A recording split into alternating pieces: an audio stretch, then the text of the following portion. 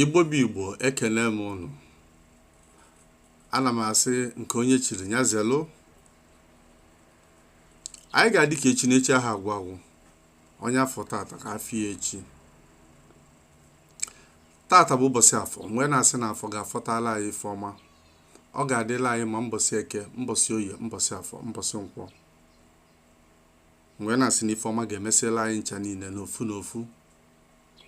Tata bụ ụbọchị ndị egede, mbọsị ndị mbụ na ndị egede. Ọ n'ọnọdụ a ka anyị na-ekwu eziokwu. Ife mile emi anyị ekwupụta ya ọpụta ife. N'oge a ka anyị na-akọwalụ ụwa etu ife si wee dị ma n'omenala Igbo ma na mba ụwa ọzọ. Tata isiokwu anyị wee bụrụ gịnị? Odinma Nwoke